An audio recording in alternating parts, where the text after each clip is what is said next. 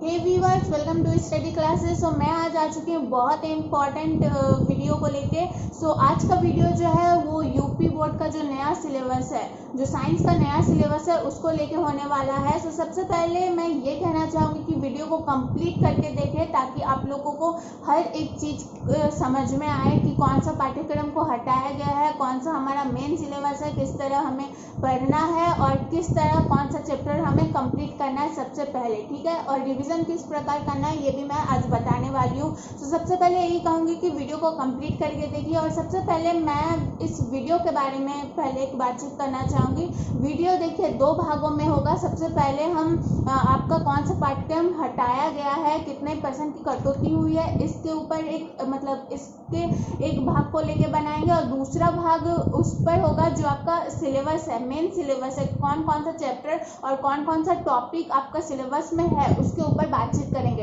और जब मैं इस दौरान में मैं क्या करूँगी, जो चैप्टर्स आप लोग के पाठ्यक्रम मतलब सिलेबस में है उसको मैं आप लोग के स्क्रीन में देती हुई रहूँगी, ठीक है। तो इससे आपको नोट बनाने में आसानी होगी। आप बुक में अभी टिक नहीं कर पाएंगे, मुझे समझ में आ रहा है, क्योंकि अब आप चैप्टर को तो समझ पाएंगे लेकिन चैप्टर में कौन सा टॉपिक कहाँ पे है ये समझना आप लोग को दिक्कत होगी। तो आप नोट कर लीजिए या फिर स्क्रीनशॉट रख लीजिएगा, मैं आप लोग के स्क्रीन में देती हुई रहूँगी, ठीक है। नोट कर लीजिए, ये भी अच्छा रहेगा। तो सबसे पहले मैं ये कहना चाहूँगी कि सिलेबस में आप लोग का जो है वो 30% की कटौती की गई है इस बार साइंस के सिलेबस में। मैथ्स में 10% की कटौती की गई थी और साइंस में 30% की कटौती की गई है आपके पाठ्यक्रम से।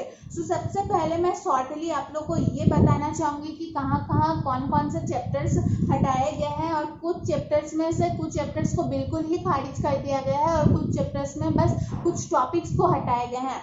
तो अब आप लोग के पास क्वेश्चन पैटर्न में 5 सेक्शन रहता है, 5 इकाई रहती है, उसमें आप लोग को कुछ चैप्टर्स ऐड रहते हैं और उसमें से मार्क्स बनते हैं। सो सबसे पहले मैंने जो मैथ्स का वीडियो बनाया था उसमें जो इकाई है उसमें 6 इकाई थी। तो सबसे पहले मैंने 6 इकाइयों और मार्क्स की बात की थी। तो सबसे पहले यहाँ पे मैं उन चैप्टर्स को बताना चाहूँगी जो हटा दिए गए हैं, शॉर्टली देख लेते हैं। तो जो है धातु एवं अधातु जो चैप्टर नंबर 3 है, ठीक है, धातु एवं अधातु से जो चैप्टर नंबर 3 है उसमें से कुछ टॉपिक्स को हटाए गए, ठीक है। चैप्टर नंबर 3 धातु एवं अधातु में धातु तथा अधातुओं के गुणधर्म, आयनिक यौगिकों का निर्माण तथा गुणधर्म, ये मैं स्क्रीन में नहीं दे रही हूँ क्योंकि इसको नोट करना या फिर लिख के रखने में कोई समझदारी वाली बात नहीं है, लेकिन फिर भी मैं आप लोगों को बताना चाहूंगी कि कहाँ कहाँ कटौती हुई है, किस प्रकार कटौती की गई है, ठीक है। फिर है तत्वों का आवर्त वर्गीकरण जो कि है चैप्टर नंबर 5 से। चैप्टर नंबर 5 से भी कुछ टॉपिक्स हटाए गए हैं कि प्रारंभिक प्रयास जो डार्विन का है, डार्विन और न्यूलैंड्स का, और अष्टक सिद्धांत जो है वो कुछ सिद्धांत को, कुछ थ्योरीज को हटा दिए गए हैं चैप्टर नंबर 5 से।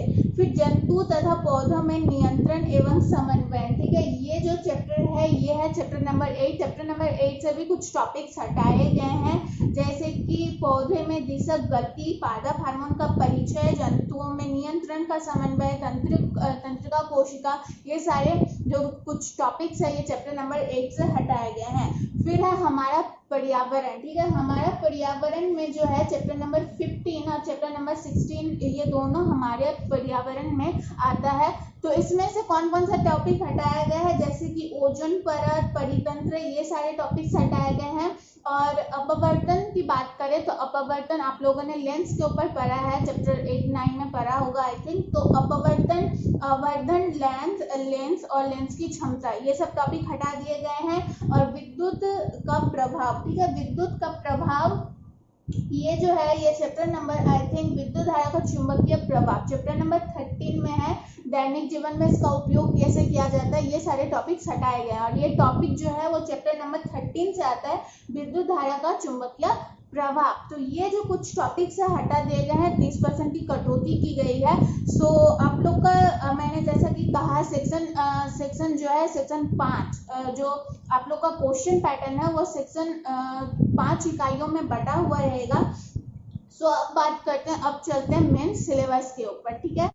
सबसे पहले मैं ये बता दे रही हूँ कि क्वेश्चन में जो है, जो क्वेश्चन आएंगे उसमें से आप लोग को 70 मार्क्स मिलेंगे और 30 नंबर जो है वो आपके स्कूल प्रोजेक्ट से दिया जाएगा। 70 मार्क्स का जो है वो आप लोग को क्वेश्चन पूछा जाएगा आप लोग के एग्जाम में।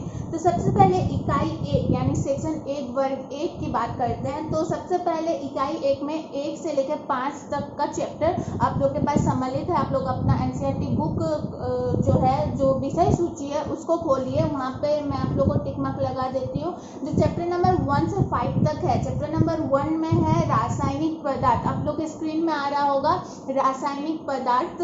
रासायनिक पदार्थ में कौन कौन सा टॉपिक है मैं बता देती हूँ। रासायनिक पदार्थ में रासायनिक समीकरण, संतुलित रासायनिक समीकरण, संतुलित रासायनिक समीकरण का तात्पर्य, संतुलित रासायनिक अभिक्रिया के प्रकार, संयोजन अभिक्रिया, अपघटन अभिक्रिया, विस्थापन अभिक्रिया, द्विविस्थापन अभिक्रिया, अपक्षेपण अभिक्रिया, उदासीनीकरण, अपचन और अपचयन अभिक्रिया। ठीक है, कुछ अभिक्रिया के बारे में हमें पढ़ना पड़ता है चैप्टर नंबर 1 से। और चैप्टर नंबर 1 जो है वो केमिस्ट्री से है रासायनिक अभिक्रिया। ठीक है, ये बन गया है इकाई नंबर 1 में जो चैप्टर नंबर 1 से है। फिर चैप्टर नंबर 2 की तरफ चलते हैं। आप लोग बुक में मार्क लगा लीजिए, अम्ल, क्षारक एवं लवण। आप लोग के स्क्रीन में आ रहा होगा अम्ल, क्षारक एवं लवण में चैप्टर नंबर 2 से हमें क्या क्या पढ़ना है। तो चैप्टर नंबर 2 से हमें आयनों के आधार पर अम्ल, क्षार तथा लवण की परिभाषाएं, सामान्य गुणधर्म, उदाहरण तथा उपयोग, पीएच पैमाने का अवधारणा, दैनिक जीवन में पीएच का महत्व, पीएच माप आप लोग पढ़िएगा। पीएच स्केल होता है, उसमें अम्ल तथा क्षारक का मापा जाता है। ठीक है, तो सोडियम हाइड्रोक्साइड, विरंजक चूर्ण, बेकिंग सोडा, इन सब का आप लोग को सूत्र याद कर लेना है। आप लोगों इस सूत्र जो है वो ऑब्जेक्टिव क्वेश्चन में बहुत पूछा जाता है, जैसे कि सोडियम हाइड्रोक्साइड का सूत्र क्या हो गया, एंड देन विरंजक चूर्ण, बेकिंग सोडा का सूत्र क्या होगा, ये सब पूछा जाता है। फिर है धावन सोडा, प्लास्टर ऑफ पेरिस के निर्माण की विधि तथा उपयोग, किस तरह से बनता है, क्या क्या मिलकर बनता है और उसका उपयोग क्या किया जाता है। ये 2 मार्क्स के लिए बहुत पूछे जाते हैं और ऑब्जेक्टिव में सूत्र बहुत बनता है। ये वाला जो है टॉपिक आप लोग को पढ़ना है अच्छा से। फिर जो है चैप्टर नंबर 3 देखिए। चैप्टर नंबर 3 के मैंने थोड़ी देर पहले बात की कि कहाँ से कुछ टॉपिक्स हटाए गए हैं चैप्टर नंबर 3 से, लेकिन नहीं है चैप्टर नंबर 3 में भी कुछ टॉपिक्स हैं। चैप्टर नंबर 3 धातु एवं अधातु। ठीक है, आप लोग के स्क्रीन में आ रहा होगा धातु एवं अधातु। तो इसमें पढ़ना है सक्रियता श्रेणी, धातु क्रम की आधारभूत विधियां, संरक्षण तथा इसका निवारण, ये सब हमें पढ़ना है। क्या क्या पढ़ना है, फिर से रिपीट कर रही हूँ। सक्रियता श्रेणी, धातु क्रम की आधारभूत विधियां, संक्षारण तथा उसका निवारण। आप लोग के स्क्रीन में आ रहा होगा, स्क्रीनशॉट रख लीजिए या फिर क्या कीजिए, इसको नोट बना लीजिए। ठीक है, और ये जो इकाई है सेक्शन नंबर 1 की, सबसे पहले मैं बात कर रही हूँ, तो इसमें आता है 20 अंक। इसमें आता है 20 अंक। तो सेक्शन नंबर 1 इकाई 1 में जो है 20 अंक का क्वेश्चन बनता है। ठीक है, अब चैप्टर नंबर 3 की बात हो गई। चैप्टर नंबर 4 में है कार्बन एवं उसके यौगिक। कार्बन एवं इसके यौगिक, यहाँ पे कार्बनिक यौगिकों के बारे में हमें पढ़ना पड़ता है। कार्बनिक यौगिक आ रहा होगा आप लोग की स्क्रीन में। यहाँ पे कुछ टॉपिक्स हैं बहुत इंपॉर्टेंट जो कि हमें पढ़ना है। कार्बनिक यौगिक चैप्टर नंबर 4 से कुछ टॉपिक्स है जो हमें पढ़ना है, जैसे कि हो गया कार्बनिक यौगिकों में सहयोजी आवंत, कार्बन की सर्वतोमुखी प्रकृति, समजातीय श्रेणी, प्रक्रियात्मक समूह वाले कार्बनिक यौगिक जैसे कि halogen, alcohol, ketone, aldehyde, alkane, alkyne. इसके ऊपर भी मैं वीडियोस बना चुकी हूँ, आप लोगों को डिस्क्रिप्शन में लिंक मिल जाएगा।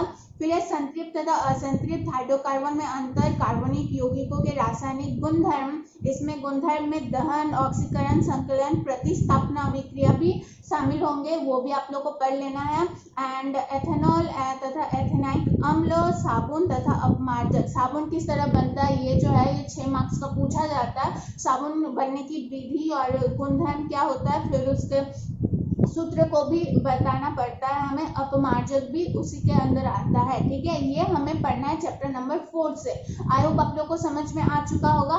फिर है तत्वों का आवर्त वर्गीकरण। चैप्टर नंबर 5 में की भी बात की गई थी, इसमें से कुछ टॉपिक्स हटा दिए गए हैं, लेकिन कुछ टॉपिक्स जो है अभी भी सम्मिलित हैं। जैसे कि आप लोग का तत्वों का आवर्त वर्गीकरण में कुछ ही टॉपिक्स हैं, जैसे कि वर्गीकरण की आवश्यकता, मेंडलीव का आवर्त सारणी, ठीक है, आधुनिक आवर्त सारणी, गुणों में उन्नयन, संयोजकता, परमाणु क्रमांक, और यहाँ पे है अधात्विक गुणधर्म और धात्विक गुणधर्म। इसके ऊपर हमें पढ़ना है। तो ये बन गया हमारा इकाई 1। सो इकाई 1 में जो है वो 20 अंक का आता है इकाई 1 में। ठीक है, तो सबसे पहले मैंने कहा आप लोग के पास जो इकाई है वो 5 इकाई है। सेक्शन 5 सेक्शन में बटा हुआ रहता है आप लोग का क्वेश्चन पैटर्न। तो हमने पढ़ लिया है, मतलब हमने जान लिया है सेक्शन 1 के बारे में। अब चलिए सेक्शन नंबर 2 के बारे में चलते हैं। सेक्शन नंबर 2 में भी 20 अंक है।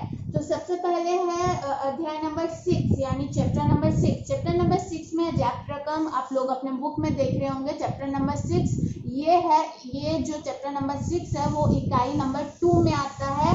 ठीक है, तो जैक रकम में आप लोग को क्या क्या पढ़ना है, आप लोग के स्क्रीन में आ रहा होगा। जैक रकम में आप लोगों को पढ़ना है सजीव, पौधे तथा जंतुओं में पोषण किस तरह होता है, पौधे तथा जंतुओं में अंतर होता है, क्या अंतर होता है, ये आप लोग को पढ़ना है। अंतर, जितने भी आप लोग के क्वेश्चन में चैप्टर्स में अंतर वाले क्वेश्चन है वो आप लोग को बहुत अच्छे से करना है। ठीक है, क्योंकि अंतर वाले क्वेश्चन बहुत पूछे जाते हैं, ये मैंने चीज देखा हुआ है। तो पौधे तथा जंतुओं में पोषण, श्वसन, परिवहन तथा उत्सर्जन की मूलभूत अवधारणा, ये जो है वो चैप्टर नंबर 6 से जैक रकम में पूछा जाता है। फिर है प्रजनन में जो है उसमें से कुछ क्वेश्चन पूछे जाते हैं, जैसे कि जंतुओं तथा पौधे में प्रजनन किस प्रकार होता है, लैंगिक तथा अलैंगिक आप लोगों ने सुना होगा या फिर पढ़ा होगा, तो बहुत अच्छी बात है। तो उसमें आप लोग को पढ़ना होता है कि लैंगिक और अलैंगिक प्रजनन कैसे होता है। ठीक है, वो आप लोग पढ़ेंगे। ये जो है ये बायो का चैप्टर है, समझ में आ ही रहा होगा आप लोगों को। फिर है प्रजनन, स्वास्थ्य, आवश्यकता तथा परिवार नियोजन की विधियां, सुरक्षित यौन जैसे प्रसूति एवं प्रजनन स्वास्थ्य। ठीक है, ये आप लोग को पढ़ना है। ये कुछ बहुत ही इजी चैप्टर्स है, बायो में भी जितने भी चैप्टर्स है बहुत इजी है आप लोग के लिए। सो फिर है यहाँ पे और एक चैप्टर है बायो में, सो आनुवंशिकता एवं जैव विकास। तो आनुवंशिकता, मेंडल का योगदान, लक्षणों की वंशागत नियम, लिंग निर्धारण, विकास की मूलभूत संकल्पना। ठीक है, तो यहाँ पे 3 टॉपिक जो है मैंने बता दिए हैं। सबसे पहले इकाई नंबर 2 में 3 चैप्टर्स हैं, मतलब तीन भागों में बटा हुआ है। इकाई नंबर 2 जिसमें से आएंगे 20 मार्क्स। तो इकाई नंबर 2 कितने भागों में बटा हुआ है, 3 भागों में, जैव रकम, प्रजनन, आनुवंशिकता एवं जैव विकास। तो ये बन गया है हमारा जो है इकाई नंबर 2। सो इसमें से भी 20 मार्क्स पूछे जाएंगे। फिर बात करते हैं हम इकाई नंबर 3 की। इकाई नंबर 3 की हम बात कर लेंगे। सो अब बात करते हैं इकाई नंबर 3। तो इकाई नंबर 3 में आप लोग के पास 2 चैप्टर्स हैं। 2 चैप्टर्स हो गया अध्याय नंबर 10, चैप्टर 10 प्रकाश, परावर्तन तथा अपवर्तन, दोनों को एक साथ मार्क कर लीजिए और लिख लीजिए।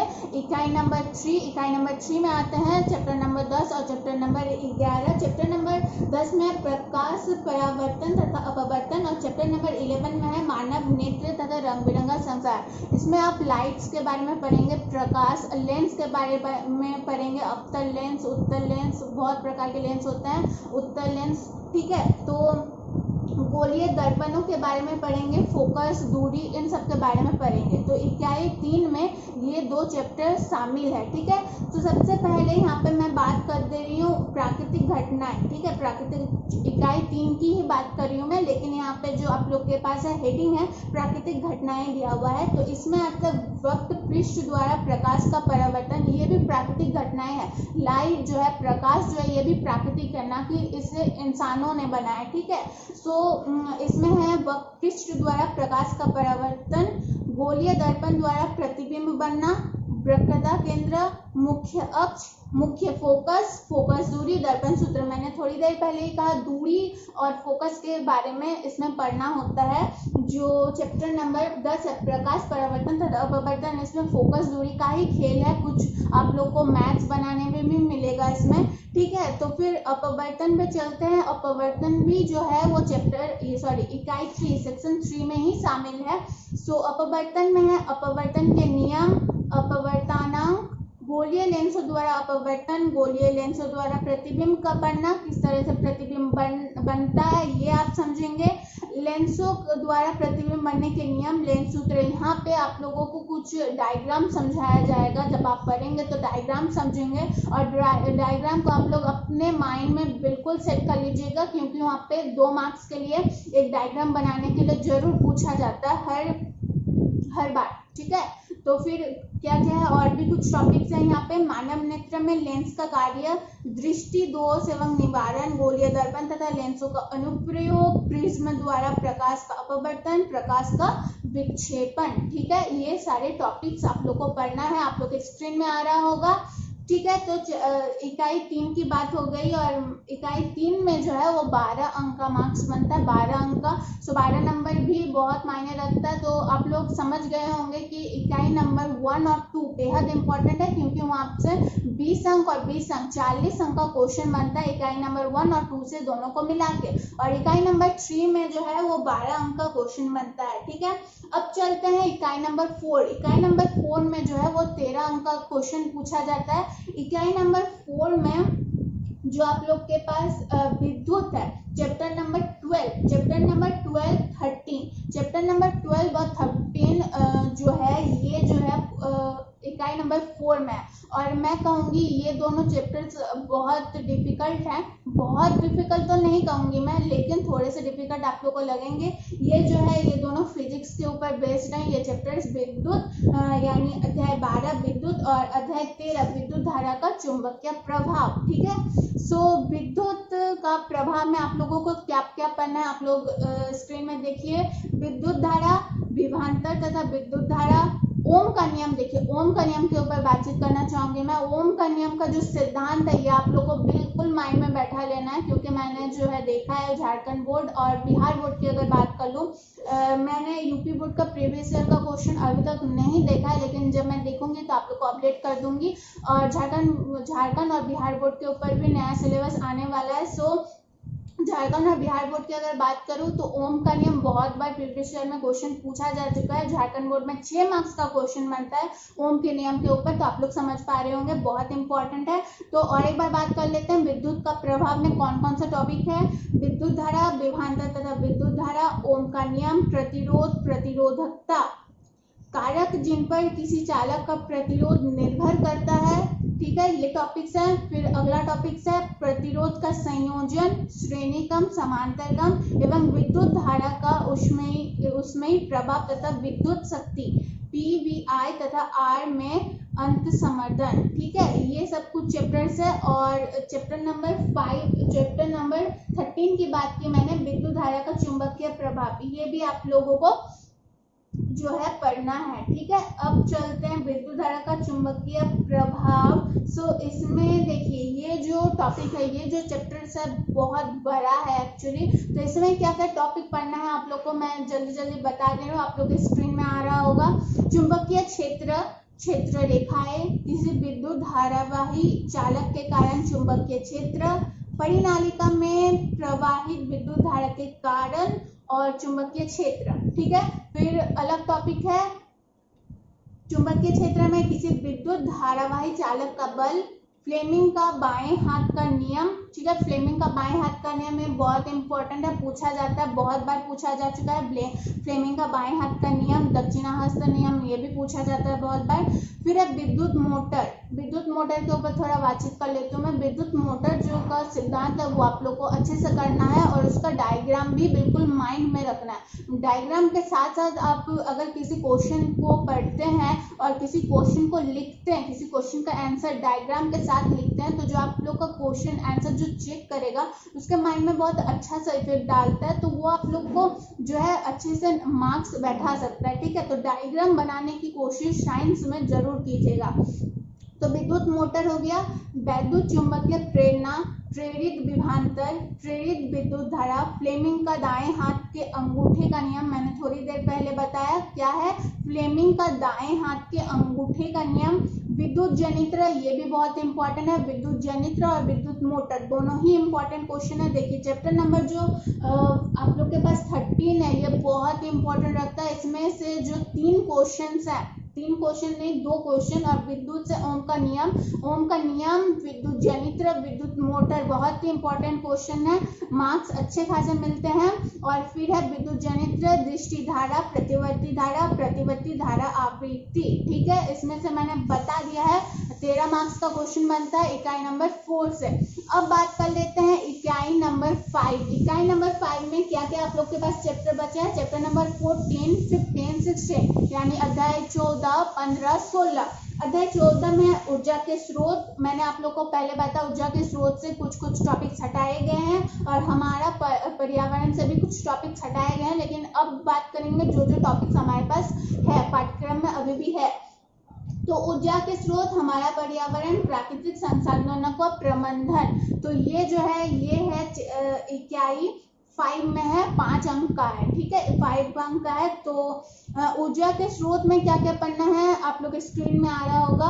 ऊर्जा के विभिन्न रूप, ऊर्जा के परंपरागत तथा गैर परंपरागत स्रोत, जीवाश्म ईंधन, सौर ऊर्जा, पवन, जल तथा ज्वारीय ऊर्जा, नाभिकीय ऊर्जा, नवीकरणीय तथा अनवीकरणीय ऊर्जा की तुलना। ठीक है, ये आप लोग को टॉपिक पढ़ना है। ठीक है, फिर बात करते हैं हमारा पर्यावरण। तो पर्यावरण समस्याएं, अपशिष्ट उत्पादन तथा निवारण, जैव निम्नीकरण तथा अजैव निम्नीकरणीय पदार्थ। एक बात मैं कहना चाहूंगी कि अगर आप लोग को ऐसे वीडियो समझ में नहीं आ रहा है तो आप लोग कमेंट बॉक्स में कमेंट करना, मैं आप लोग को लिखित रूप से एक वीडियो बना दूंगी। आई होप आप लोग को समझ में आ चुका होगा क्योंकि आप लोग के स्क्रीन में आ रहा होगा कि कौन कौन सा टॉपिक पढ़ना है।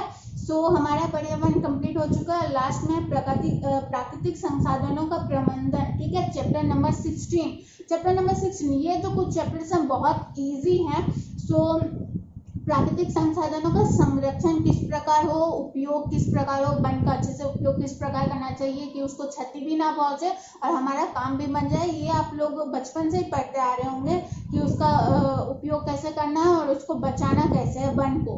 तो वन तथा वन्य जीव, कोयला तथा पेट्रोलियम का संरक्षण, वन प्रबंधन में लोगों की भागीदारी के उदाहरण, बांध उपयोगिता तथा सीमाएं, जल संग्रहण तो आप लोगों ने भूगोल में बहुत पढ़ा होगा क्लास 8-9 में कि जल संरक्षण किस प्रकार करना चाहिए। छत जल संग्रहण के बारे में आप लोगों ने पढ़ा होगा। ठीक है, प्राकृतिक संसाधनों का संपोषण, ठीक है, ये आप लोगों को पढ़ना है।